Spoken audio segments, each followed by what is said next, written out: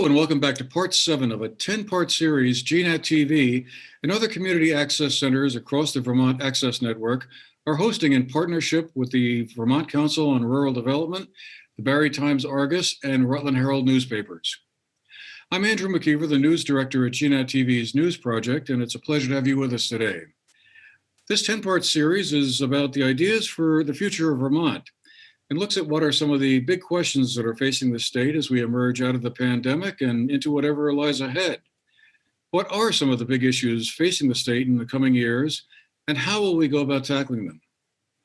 Upcoming topics in our series will include such areas as regional coordination, investing in the working landscape, and civic engagement. So far, some of the topics we've discussed include broadband development, welcoming new Vermonters, climate change and its relationship to the state's economy, economic disparities within the state, and localizing food and energy.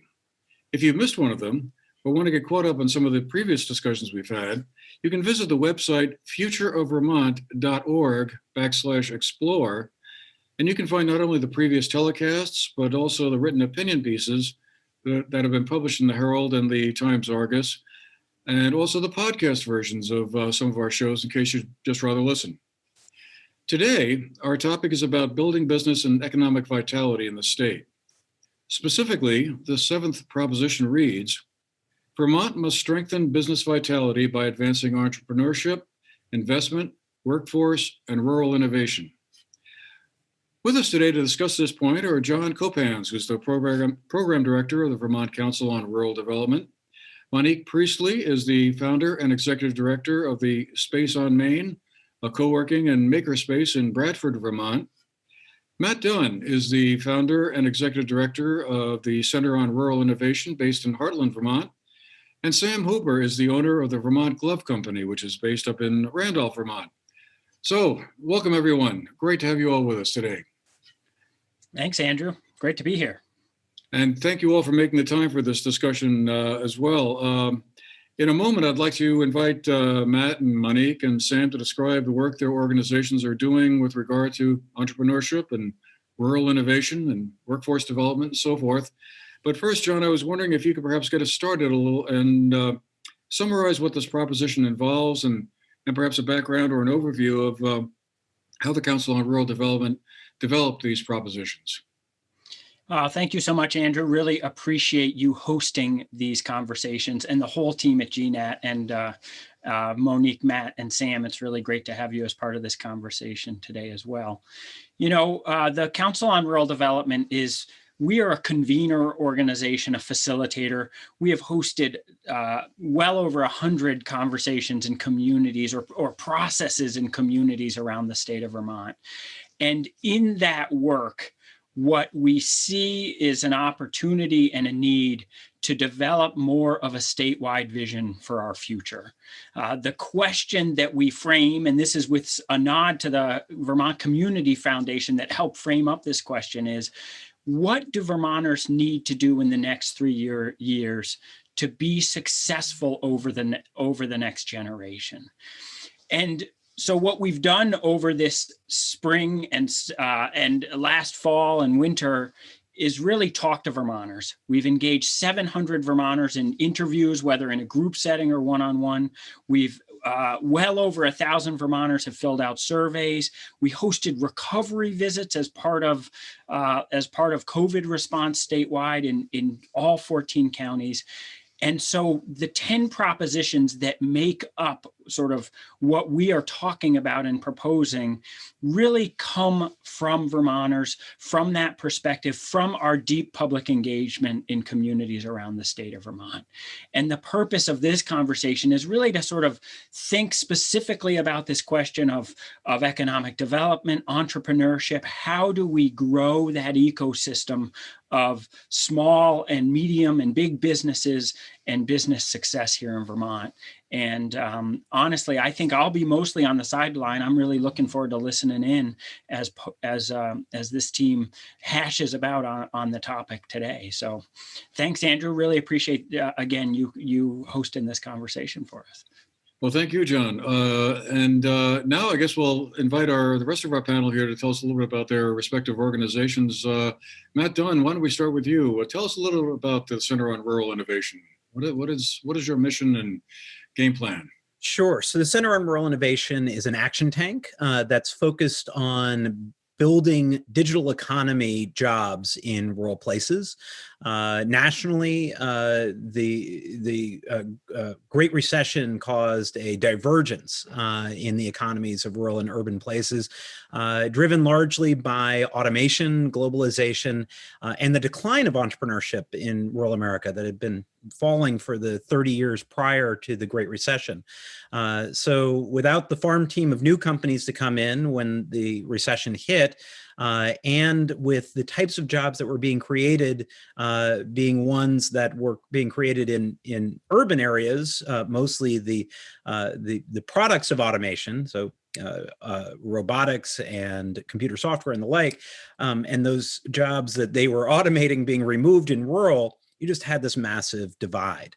So that by even the January of 2020, before COVID, not even half of rural counties in our country had gotten back to their pre-recession levels, whereas every urban place had gone far beyond. So what we believe is necessary to be a part of economic recovery is to have digital economy jobs, computer and automation and robotics jobs. And so, because right now, rural America represents 15% of the nation's workforce, but only 5% of the digital economy jobs. So our mission is to get that 5% up to 15% so that all folks in America have the chance for the jobs that can create economic growth for them, but are also resilient in the face of automation moving forward. We do capacity building work. So we work with communities like Springfield and Randolph and others to help create accelerator programs and pathways for people who may be underemployed to get digital economy jobs. And we're doing that all across the country from Hartland, Vermont. All right. Monique, you're next. Tell us a little bit about the space on Main. It's a co-working space up there in Bradford? Yeah, thanks, Andrew. So we ended up taking over what was in a kind of a closed department retail store that had been there since the 1950s. And our Main Street was feeling pretty dead a couple years ago, and just tried to come up with creative solutions on ways to basically work to support people who are trying to make it here in rural Vermont, but also to retain younger people who are leaving the area because they don't feel like they have either like the community or the say like broadband resources to make it here. So we start off as a co-working kind of conference and event space. So we have community groups that come through. We've had things like Senate hearings or bands come through and do live music shows, to things like doing educational classes to kind of teach people how to engage in their municipal government, to things like we did before COVID, right as COVID was starting, we were doing entrepreneurship panels of people, of small businesses and entrepreneurs who had just started businesses or had successful businesses in the area, kind of teaching people, how they made it, the failures they had seen, and what other people could do to start their own ventures. We ran 2 business accelerators we had 21 entrepreneurs through them. And that's kind of our next, what we're working on now is increasing the accelerator kind of portion, and serving as a connector between like local financial institutions, business technical assistance businesses, and things like chambers of commerce and things to support people who want to start businesses. I'm just going to give a plug for the other hat that I wear. So, which is for the Center for Women in Enterprise, which is basically provides technical assistance to women entrepreneurs in the state of Vermont and throughout New England, actually. All right, great. And Sam, tell us a little bit about the Vermont Glove Company. Yeah, so we're Vermont Glove, been here in Randolph since 1920. You can see behind me on the wall, there's some of the old gloves that we made back then, silk dress riding gloves.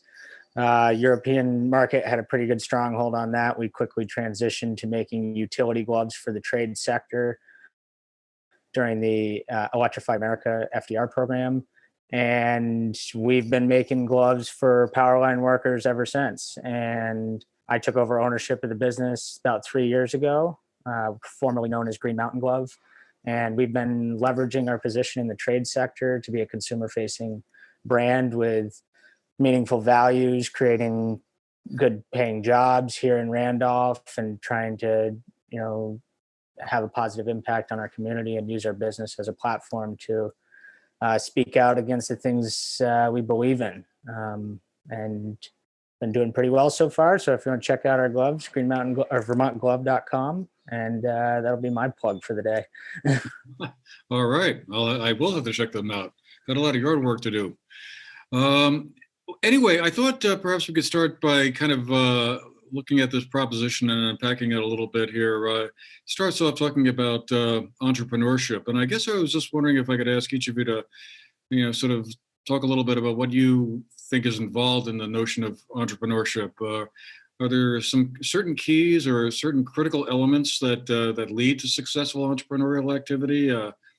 Is there some sort of secret sauce that's out there that can be replicated across different kinds of businesses and in different locations? And Matt, if you don't mind, I'll start off with you again, if I may, and just have you tell us what you think, or what comes to mind when you think about entrepreneurial activity.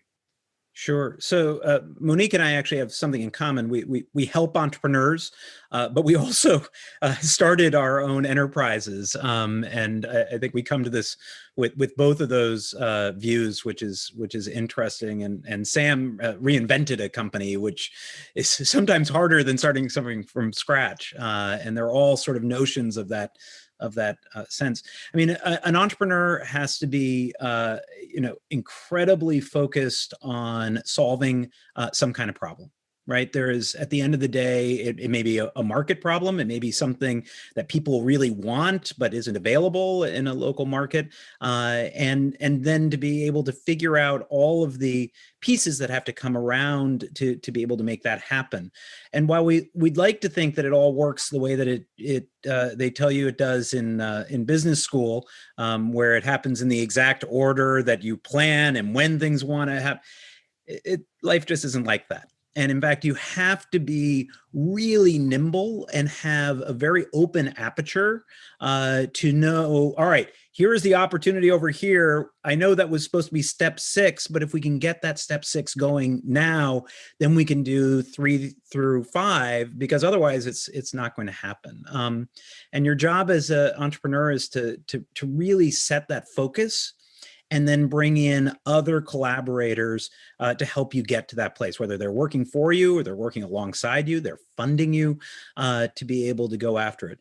You do have to be, and we were joking before the show, a little bit crazy, right? You do have to believe in your heart that this vision can come to a reality, despite a lot of evidence to the contrary, that you are many times told over and over again that seems like a really hard thing to pull off, and you've got to be okay with going and asking, for a new customer or for a new funder or something like that, and be told no, and not have that be the end of either that conversation or the 50 others that you have down the line. So we see that with our, the folks who are being accelerated through our network of ecosystem builders, and what I think is interesting, and is in many places that have sort of that have not had that entrepreneurial spirit for a while, for a wide variety of reasons,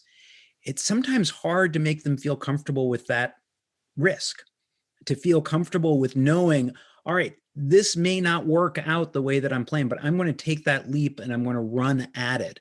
And when that has been lost from a culture, it's hard to get it back, because it's much easier when you see other people making that leap to feel like you're comfortable making that leap as well. And so that's the final thing that I'll flag is how important it is to do full systems change if you're trying to create more entrepreneurship.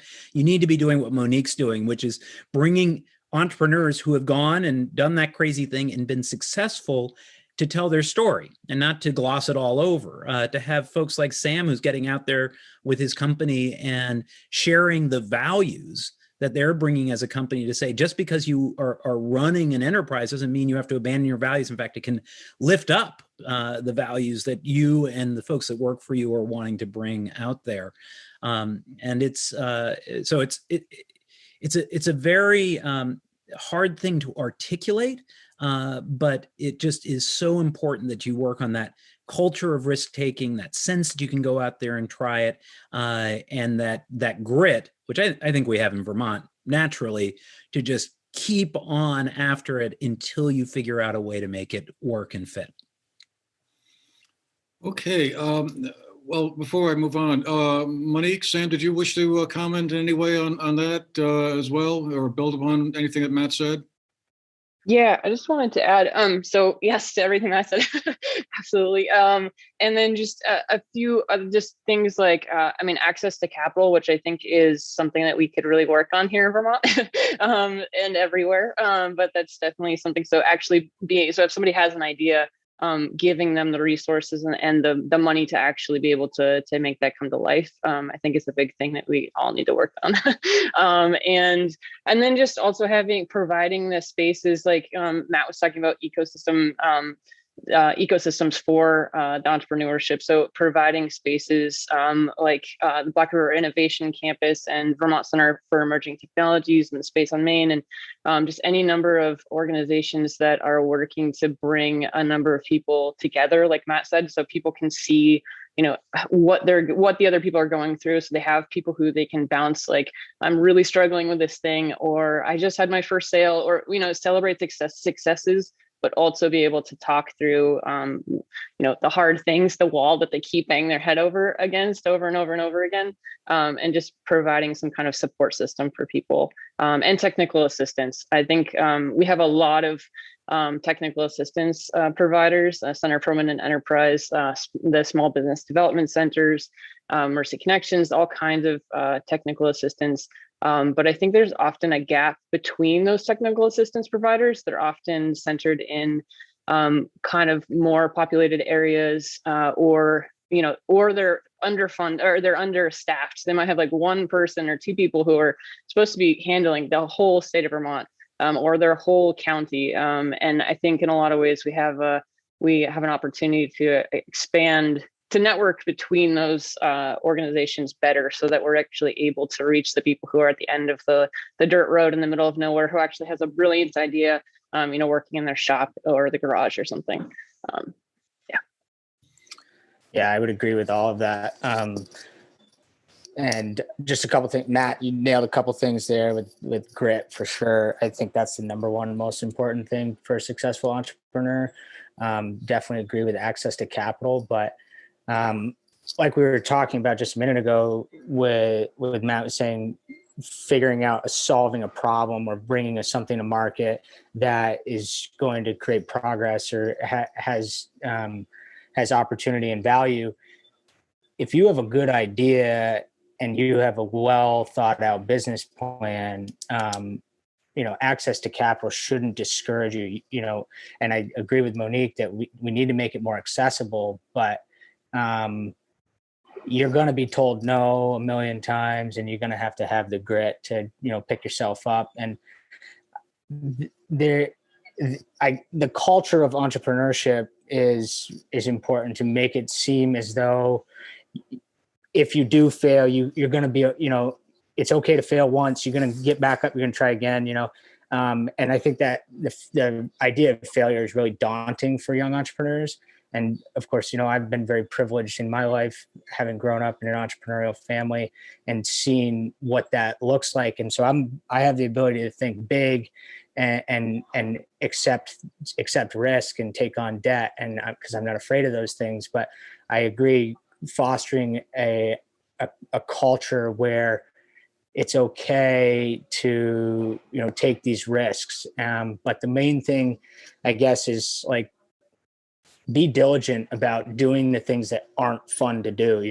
You have to be a jack of many trades, and you may not be the best at all of them. And I think one reason, 4 out of 5 small businesses fail is because they get so focused on doing the things that they love, but not focused on doing the things that really need to get done. And sometimes that's cash planning. Sometimes that's spending hours in front of a spreadsheet. Sometimes that's being the boots on the ground, sweeping the floor, So just grit is definitely the number one thing I think you need to have. All right. I guess I was wondering, is there something in particular that strikes you that the state of Vermont could do to encourage more entrepreneurial activity around the state? Is it a tax thing or regulations that, when you think about, it'd be great if more people took the initiative to kind of start their own business or follow up an idea or a dream, but, then it's going to take years before they see any positive results. Does anything in particular come to mind, or is the state's occasional reputation as being like sort of less than as pro-business as it could be not justified? Yeah, this one gets me going. I love this concept that Vermont is unfriendly to business. I fully disagree.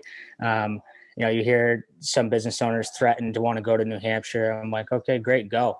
If you want to stop trading on the Vermont cachet, if you want to stop trading on the Vermont name, go to New Hampshire. You want to stop paying those taxes, you're going to pay them in property taxes. No taxation program ever put a business out in Vermont or in any state, for example, for that matter.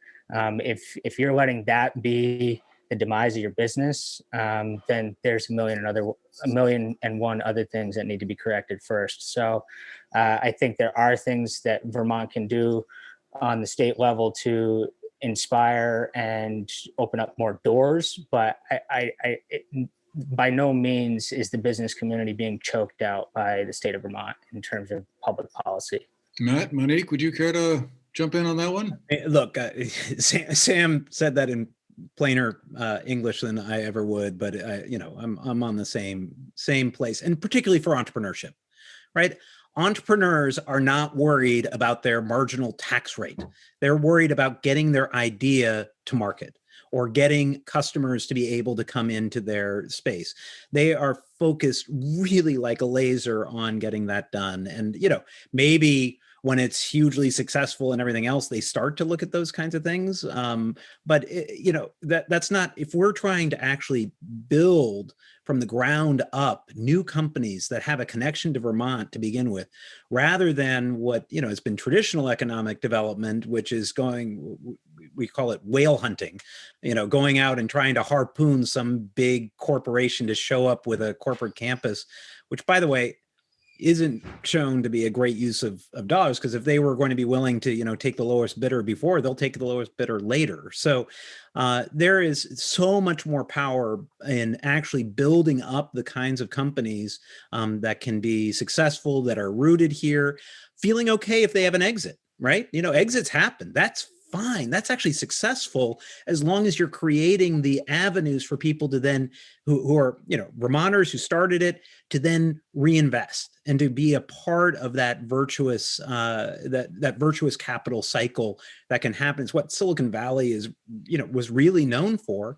And frankly, we've seen it in Vermont, where people who have started businesses, dealer.com being an example of it. The founders of that went and took that money and started investing in some of the only early stage tech capital that was going out there, which was, exciting to see.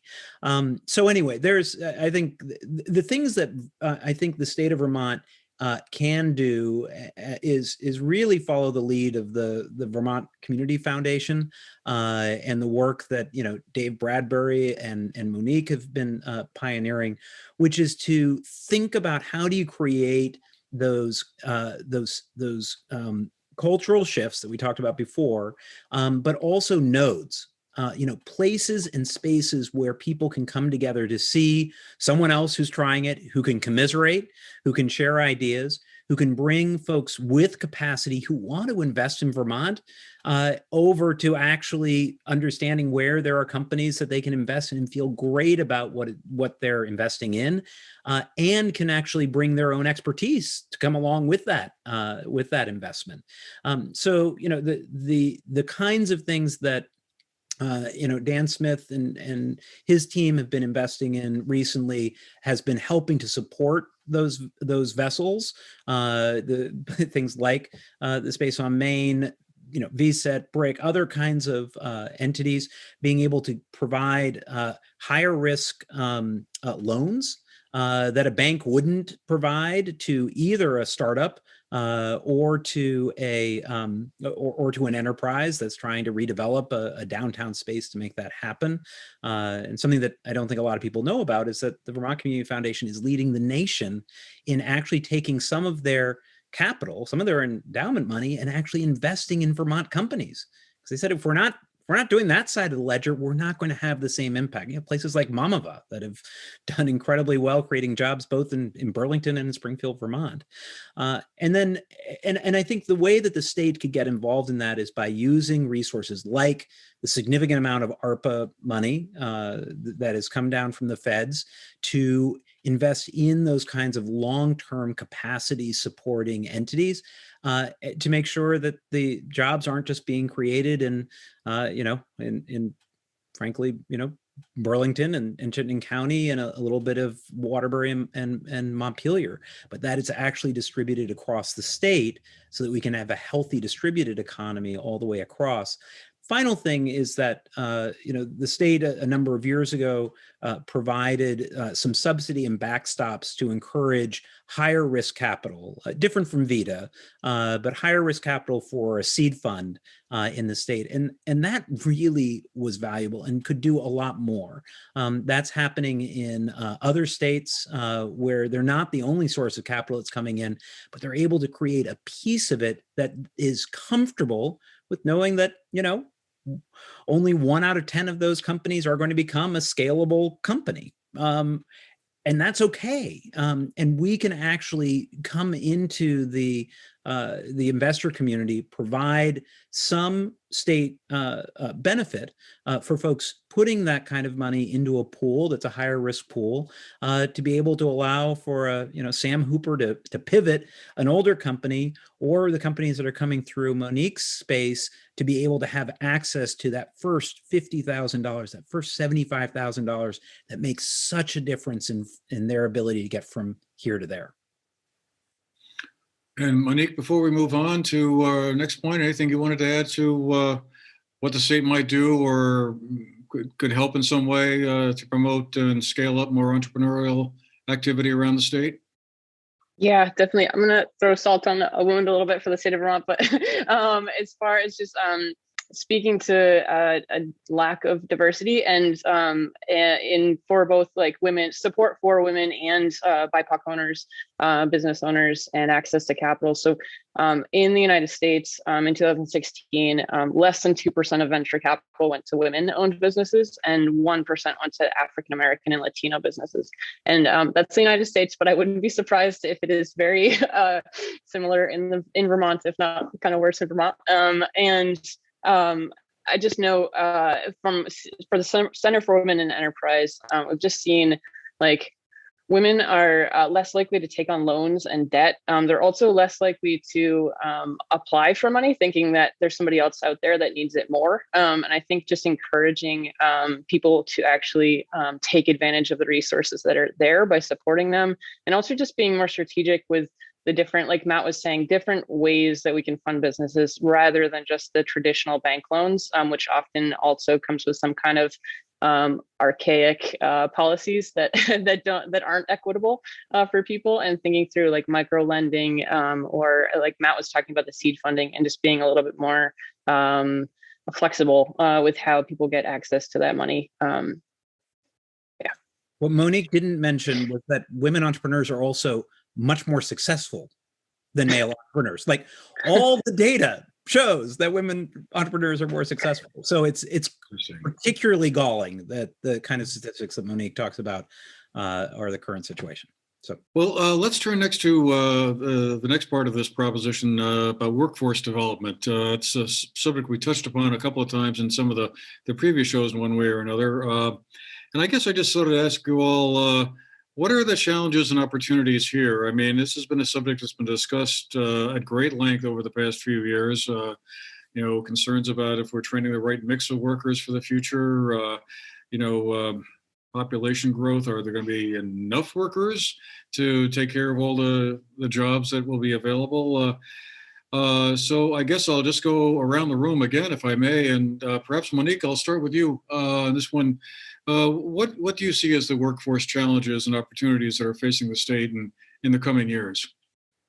Yeah, so as far as we see about 3,500 high school grads and 4,500 college grads who are retained by the state each year. So it's about just over almost 19,000 people. Our demand is 19,000 people. So we have a gap of about 10,000 people per year as far as jobs. And so we're not doing things, I think, in a lot of ways that we could be doing at an early age, which even when we do studies, I just recently did a strategic plan for our local school district. And things like getting kids interested in technical and trade opportunities, as well as financial literacy in schools was just at the super top of everybody's priority, which is not something that's discussed often, especially in our small area. But I think getting kids into the mindset of what is entrepreneurship and how does a business even get created? What are skills that you can do that you don't have to go to a four-year college for? Things like that. That I think in a lot of ways, if we just kind of focused on skill developments, and not saying the four-year degree isn't valuable, because it is. I went through a master's myself, and I definitely appreciate that. But I think that we need to just be the stigma around technical and trade is something that we really have to work on and encourage people, because people can jump right out of high school, get be an apprentice with an electrician or something, and make really decent money right off the bat, and not take on a bunch of debt and have to feel like they have to leave the state of Vermont in order to make a living and buy a house and support their family. And Sam, I imagine this must be a question you think about a lot. Finding the right workers for your business, is that a problem, or is it an overrated problem? It's 100% our Achilles heel. It's the thing that will prevent us from scalability. We're not having a sales and marketing issue. We're having a manufacturing capacity issue, and that when I did my introduction, I forgot to mention that we make every product that we sell right here in our factory. We cut and hand sew every unit, and sewing a leather glove is about the most intricate and challenging item to sew in the garment and textile industry. So for us to be doing that here requires an immense amount of training, an immense amount of skill. So it may take me 3 months to train a new sewer. So you're tying up a lot of working capital, and that's why cash comes at a serious premium in our business. That's why we defer every payment that we can to be paid at a later date. We save as much working capital as possible. So that's super important to us. Now, this is a place where I think the state of Vermont can play a huge role in terms of workforce development, in terms of training schools. There's about 25 growing sewing operations or textile operations in Vermont. Most people don't realize that, but you can rattle them off.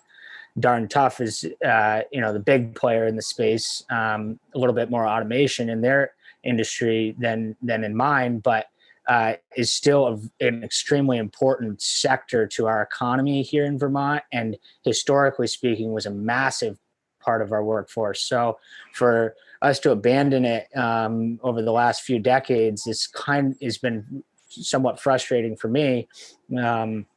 And so I'm trying to get it back on the playing field by way of VMAC, or Vermont Manufacturing Extension Center, along with Chamber of Commerce and the state of Vermont.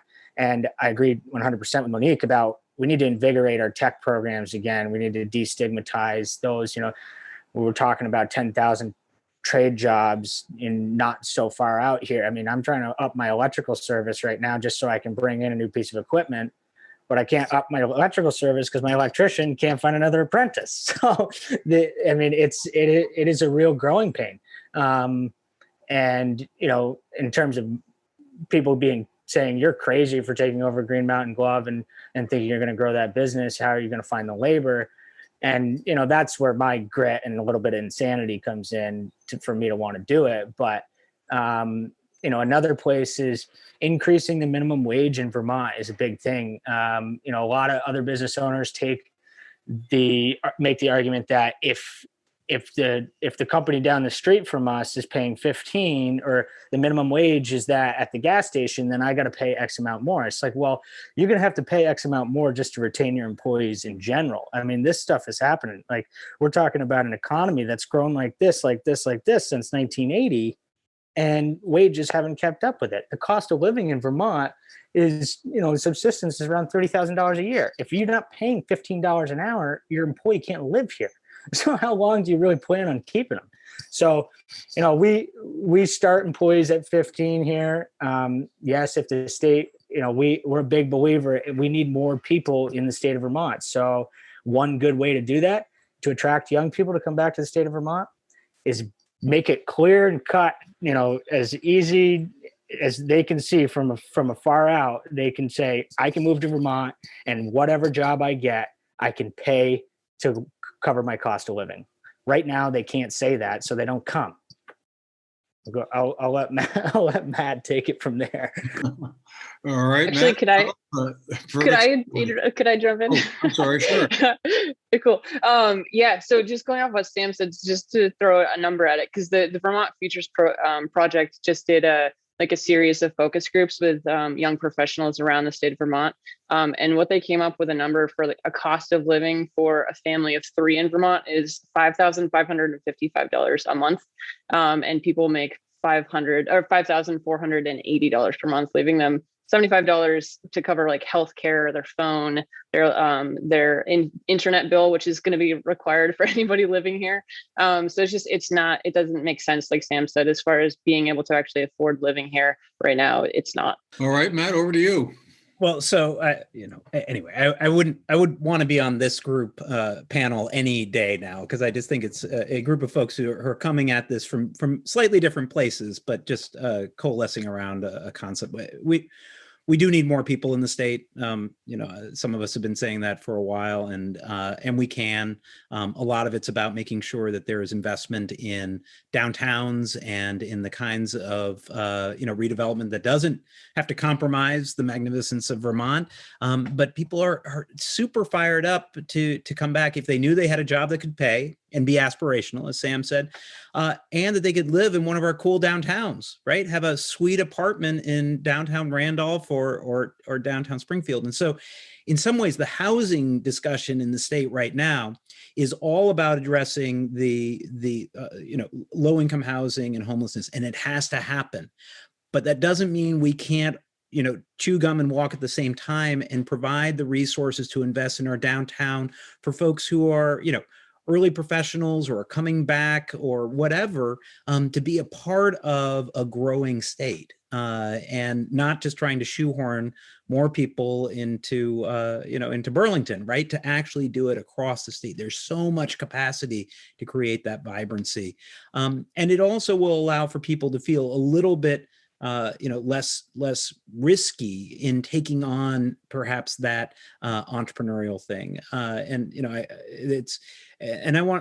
going to talk about two things real quick. One is student debt is a brutal impediment for people being entrepreneurs, right? If you've got student debt hanging over your head, you are going to have, a lot harder time to go and start something on your own, right? That's the bottom line. So whatever we can do to reduce student debt in our state will allow more Vermonters to to choose to, whether they went to school in Vermont or they went out but want to come back, to be able to unlock their full creative potential to go and start something and do something, or join a company that may or may not work out. But if you got the student debt, it's going to make it tough.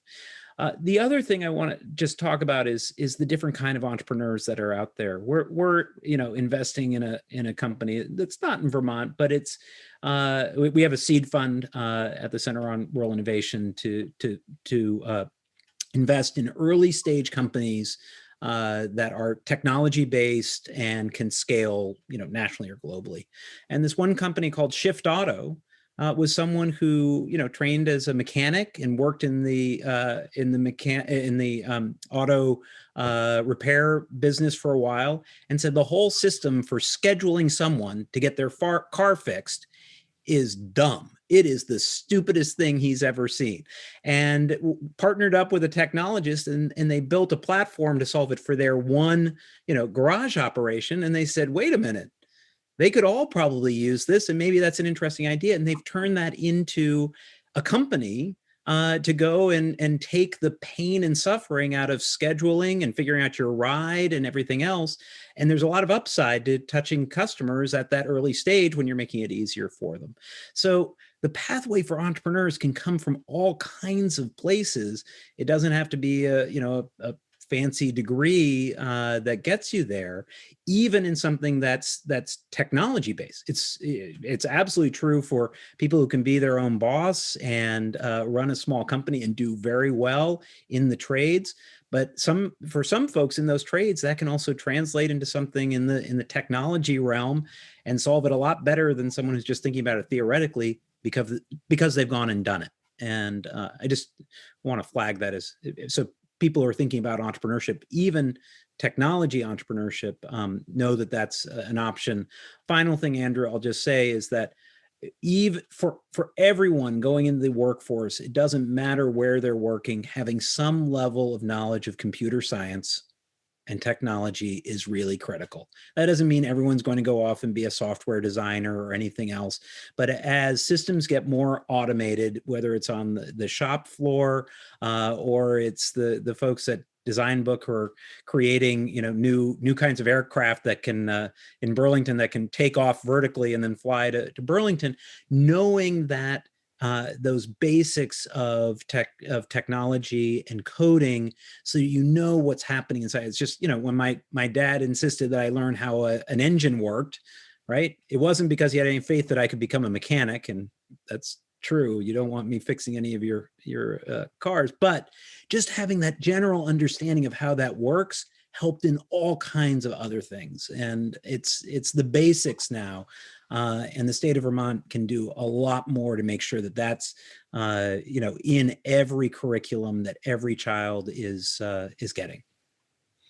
All right. Well, while if I could just chime in quick to dovetail something, I think the housing piece that Matt brought up is really fundamental, and it's so much been sort of exacerbated by some of the dynamics we've seen in the pandemic. And it's just, I just wanted to sort of accent that because it's something we're hearing. I think most people think that's more of a sort of Vermont urban problem, but it's an everywhere problem right now. We're hearing from folks in the kingdom, recruiting people, getting people ready to take jobs in good middle class sort of positions, and they just cannot accept the job because they cannot find the habitable, comfortable housing at an affordable price for them. And so just want to sort of highlight, and the irony of that is that's going to be a workforce issue as well, because we need to build a bunch of new housing. And boy, we need those people with the skills who can do that work as well. We're ready to make some investments there, but boy, we really need those folks coming out of the trades and able to do that kind of work. So. Put a point on John, we're now 40 people in our organization, so it's a good size organization. I have 3 people trying to move to Vermont and can't find a house. I mean, it is, now we've all wanted everyone to discover Vermont and be excited about coming up, but we've got to keep up with it on the housing side so that we can welcome people who are more diverse than we have been traditionally, welcome people who want to be a part of, what we've made so special, but we can't just sit back and hope it'll happen. I can second that. We're a team of 11, and we've already invested in employee housing. Childcare is another one that seems to come up a lot as well. Well, we could bat around this one for I'm sure a while longer, but the time we have left, I just wanted to kind of move on to kind of the last part of this proposition and look at business innovation in rural areas. Now, I realize most of Vermont probably qualifies as being rural, except for a few parts of Chittenden County or whatever. But I guess, do any of you think that there's any special difficulty or magic or way to go about bringing business innovation to the rural parts of the state? And Matt, I know this is a subject you've thought about greatly, the digital aspect of bringing digital jobs to small towns and villages, in various parts of the state. I just wondered, have you developed any thoughts about how the approach should be to bring more development to the smaller communities in the state? Well, I think the big, and this may sound strange, we do a lot of programming. We've got the seed fund and all that. At the end of the day, I feel like so much of it is narrative. So much of both the national narrative and sometimes in some of our smaller towns, and that you're like, oh, well, that sounds like a Burlington thing, or that sounds like a Boston thing, Matt, when you're talking about a health tech company starting up. Well, it's not at all. And this has not been traditional. I mean, Vermont has been an entrepreneurship and innovation state for a long time. Some of the first engines in the country that were invented in Vermont. It was sometimes people who were on the farm who just had to, fix stuff. And then they were like, that worked a lot better. Maybe we can turn it into a washing machine or whatever else. But that narrative shift is just so important to know that you don't have to move to Burlington or to Kendall Square, Massachusetts to unlock this idea and be able to be successful with it.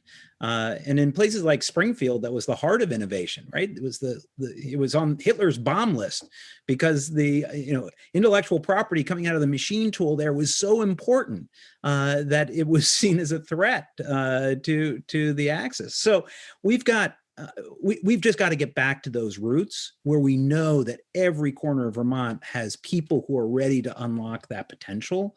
That's what Monique does every day, is trying to shift that narrative. Sam's doing it by creating a business that's going to compete in the global marketplace. But I just think that's such an important piece to show that it is possible, it is here.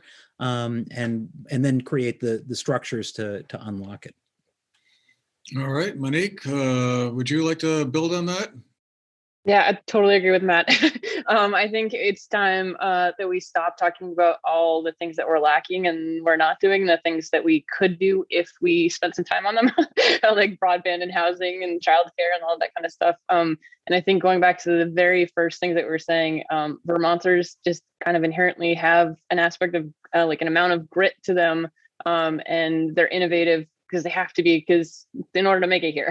So I think just kind of embracing that. Yeah, absolutely agree. And Sam, any particular special challenges to bringing economic activity to rural parts of our state?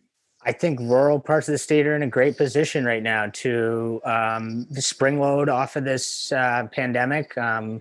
People want to live in the country, and as long as they have the access to be able to continue to execute their career or whatever it may be, then we can enable that to happen. A couple big things to focus on are public education, and just continuing to invest in our teacher workforce, childcare, universal childcare for, we offer flexible scheduling in our business because it's one way we can have a couple of our key employees who have young children at home work with us. So, there's those handful, and, broadband, that's coming, we got to make that happen. That's the reason, big government matters. If there wasn't FDR's program for Electrify America, if there wasn't this broadband bill to bring high-speed internet to that last dirt road, you just wouldn't have these things. So those are important pieces of the puzzle. And then there's the recreation piece. We're in a really good position to leverage Vermont's landscape in a responsible way, not in a degraded way, but in a responsible way to leverage the assets that we have all around us, especially in a changing agricultural market. So I'm excited for Vermont, and we got a lot of doers here. To add on to Sam, I also think one thing that didn't come up this whole time was the creative economy. And I think Vermonters, we have a much higher percentage, we're almost 10% of our economy is actually from the creative network. And I think that just once we, I think a lot of us know that and value it, but I think if we can do as much as we can to support artists, especially since they're usually the ones like in the middle of the backwoods, off on their own, like doing their thing in their studio, trying to get those people engaged in the community and engaged with with entrepreneurs in order to come up with creative solutions. So we have time for one last question here, and I'm going to sort of try and hold each of you to about a minute or so for your answers, because I want to get everyone an equal time here. But I guess I couldn't help but wonder, as I was listening to what you all talk, what you saw as the effect of the pandemic on all of this stuff as we go forward into 2021 and 22 and so forth. Are there any major lessons learned that you're taking away from the experience we've all been through over the past 13 or 14 months, and saying, well, going forward, this has to be different in order to build more rural innovation or more workforce development? I mean, supply chains would be one thing that would come to my mind, but each of you probably have a different slant on that. So Monique, I'll let you start with this one, since my laptop's camera is right on you. Okay.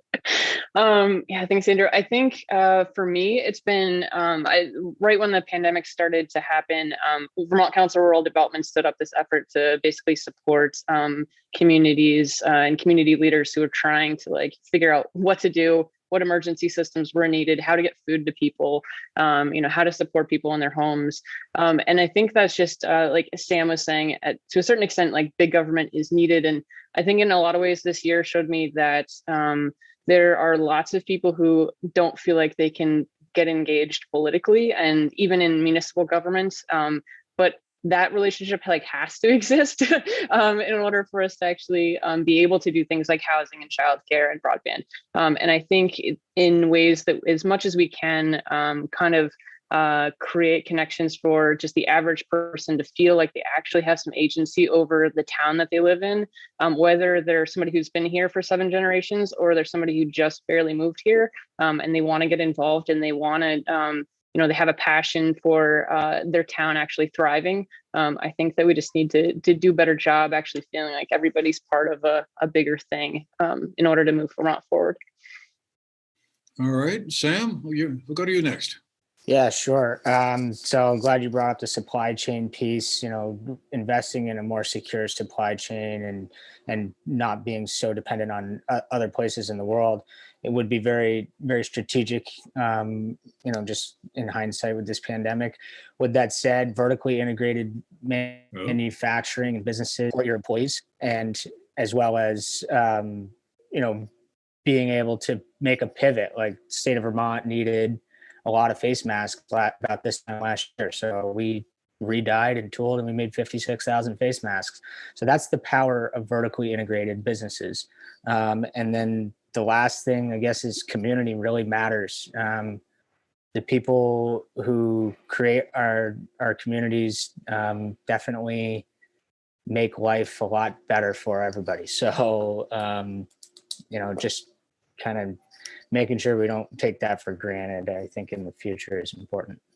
And Matt, I guess you get the last word on this one. Yeah, well, if nothing else, the pandemic showed us that broadband's important, right? It's not just a luxury. It's, as Sam was referencing, it's the, electricity of our time. And hopefully the momentum that's come with that will allow us to solve this, and not to solve it for the short term with short-term fixes, but with long-term fiber to the home fixes across the whole state.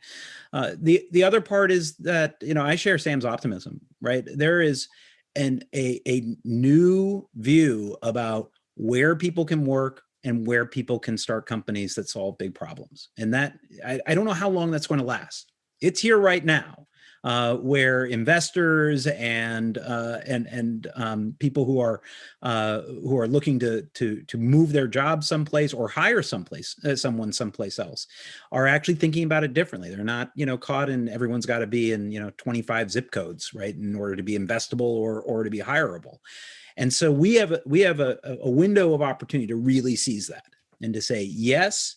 And we have companies that are trying to get started, and we have people who want to be here or people who are here who are talented, who can solve problems and work with teams collaboratively across the board. You've got to have that broadband infrastructure for that to become real.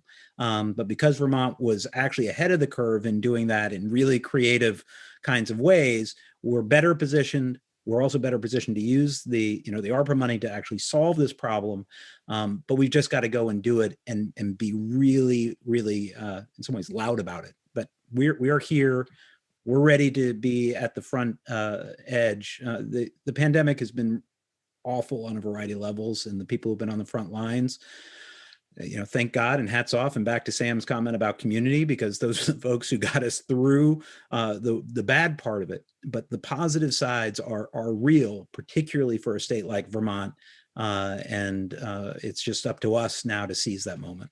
All right. Well, boy, we could talk for another hour about this. I got a funny feeling, but just about out of time. But we do have time, Jon Copans, for you to tell us a little bit about the summit meeting that the Vermont Council on Rural Development has planned for, I believe it's May 26th and 27th. What's going to be going on? Yeah, thank you, Andrew. And also just want to quickly thank Monique and Matt and Sam for this awesome conversation. The cool thing about working at the Council on Rural Development is, on one hand, we have the audacity to convene a summit called the Summit on the Future of Vermont, right? A really big title to this. But I think we also understand and have the wisdom that it is Vermonters that have the answer to that question about what the future of Vermont holds. And so our mission is to really build that crowd, those participants for this summit. It's May 26th and May 27th. Futureofvermont.org is a place to go to learn about this Vermont proposition and the summit. No cost to participate or you're welcome to make a contribution as well.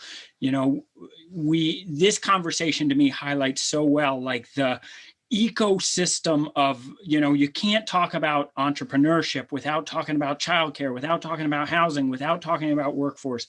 It all connects. And we're really looking forward to this conversation at the end of the month as we think more with Vermonters about what are the action steps to realize this vision for our state. So registration is open for the summit. They can go to that website and that's right. Registration's open now. You got it. All right. Well, thank you, Jon. And thanks to all of the rest of our panelists as well. Monique Priestley, Sam Cooper, and Matt Dunne. Really appreciate all of you making the time today for this conversation on this seventh proposition.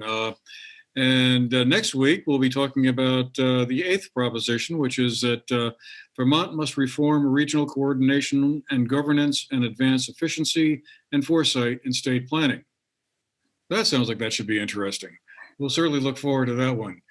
Anyway, thanks again to everyone. Thanks to all of you who've been watching. I hope you found the program interesting, and we'll see you again next week. Meanwhile, have a great day.